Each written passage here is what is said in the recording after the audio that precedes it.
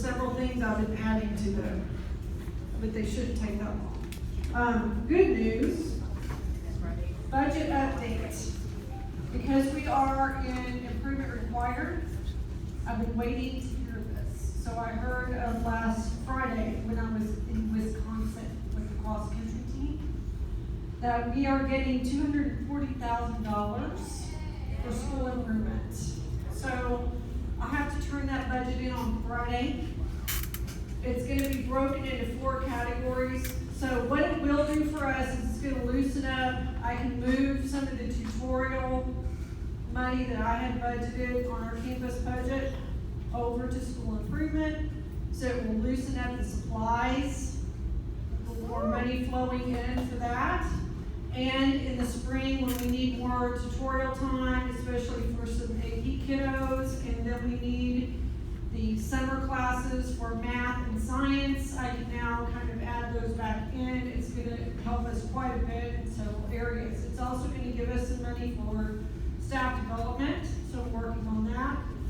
So I have several people, several eyes looking at it and contributing, but if you have any ideas, tell your instructional coach. And they're supposed to give me some feedback on Thursday, and I'm going to finalize everything this week. We also applied for a grant with the Aldine Management District, East Aldine, and it was for $10,000. We got it to help pay for Leader and Me.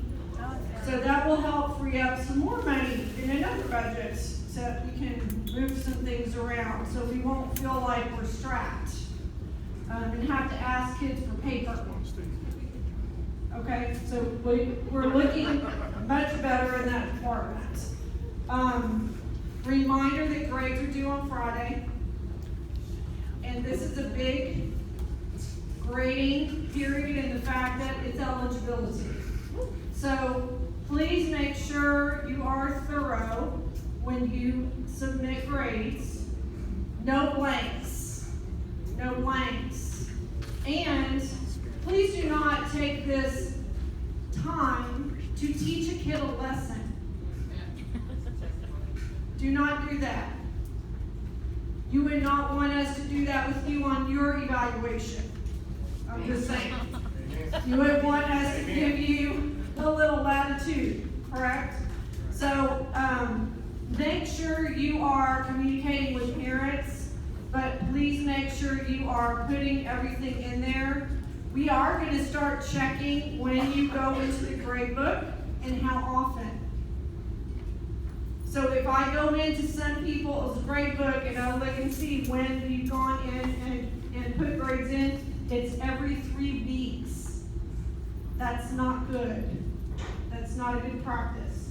You've got to put grades in as you go along and inform those kids and parents as you go along so they have a chance to support you and get that work in or retake that test or study for an upcoming exam, whatever the case is.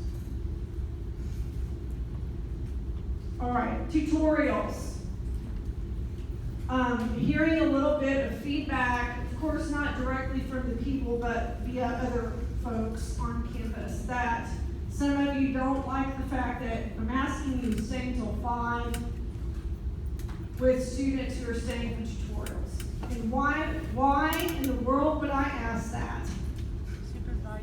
Supervision. You have kids that either their parents can't pick them up until 5, they ride the bus, they have no other way to get home, and they can't just roam the building. We don't have a bus stop in here in the cafeteria. Kids need to be supervised. Kids have been in the bathroom doing things they're not supposed to be doing. And it's a big building. The budget increase of money will also help us put some roamers back in, thank goodness, because it's a big building. It's a lot of hiding spots. A lot of hiding spots. So, if you are staying with the Clever organization, if you're staying for tutorials, paid or unpaid, I know many of you just stay all the time, but if you have kids in there and you don't know and have haven't communicated directly with the parent how that kid's going home, you need to stay until 5 to know that they're out the door on the bus or out the front door waiting on a ride. I chased one young lady around this building a couple of weeks ago who said she was staying with the Satram. And when I asked the Satram, she does not recall this young lady staying with her. So they're telling you one thing and doing another. But she had no intention of exiting the building. She went upstairs after I told her to leave. We don't need that. You also don't want kids walking around and you happen to leave your door unlocked and something turns up missing. There's a lot of reasons other than we need to make sure they get home safely and they're not wandering around. Okay, let's debrief about today.